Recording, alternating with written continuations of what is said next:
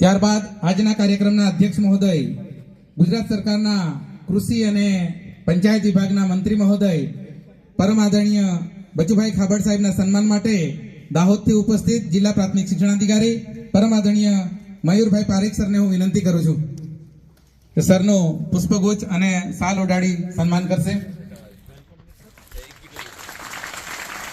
ત્યારબાદ ડાયટ દાહોદથી ઉપસ્થિત ડાયટ પ્રાચાર્ય પરમ આદરણીય રાજેશભાઈ મુનિયા સાહેબને પણ વિનંતી કરીશ કે તેઓ પણ પુષ્પગુચ્છ અને શાલથી સાહેબનું સન્માન કરશે.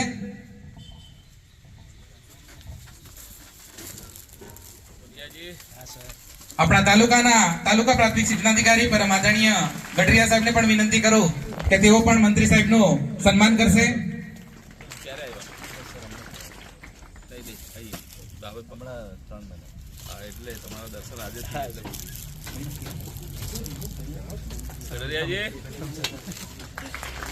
ત્યારબાદ ધાનપુર તાલુકાના બીઆરસી અને સીઆરસી ની સંયુક્ત ટીમને વિનંતી કરું કે તેઓ મંત્રી સાહેબનું સન્માન સમસ્ત ટીમ કરશે. ગઢરિયા સાહેબ પણ એમાં જોડાશો.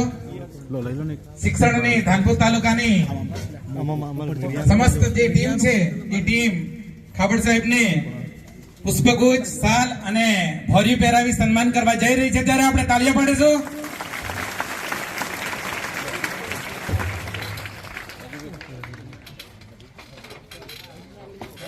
ત્યારબાદ રેડ અને નાગટી સેન્ટરના આચાર્ય મિત્રોને વિનંતી કે તેઓ પણ ફટાફટ અહીંયા આવશે સ્ટેજ પર અને સાહેબને ભોરિયું પહેરાવી શાલ ઓઢાડી અને પુષ્પગુચ્છથી સાહેબનું સન્માન કરશે.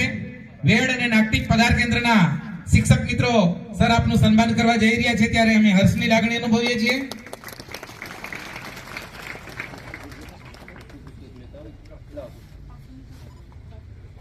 હાલમાં ધાનપુર તાલુકા બીઆરસી સીઆરસી ની ટીમ સન્માન કરી રહી છે, ત્યારે ખુશીની લાગણી તાલીઓ પાડીશું બેટા આપણે.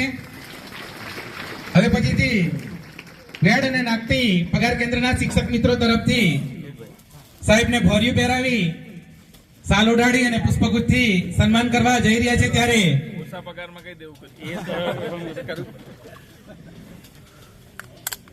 ભોરિયું એવું પહેરાવજો કે બિલકુલ કાઢે નહીં સાહેબ.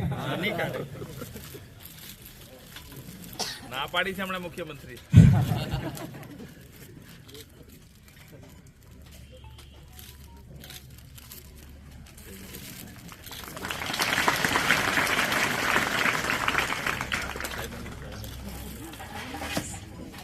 શિક્ષક સંઘના પ્રમુખ આદરણીય નરપતભાઈ મોહનિયા સાહેબને વિનંતી કે તેઓ પણ મંત્રી સાહેબનું સન્માન કરશે.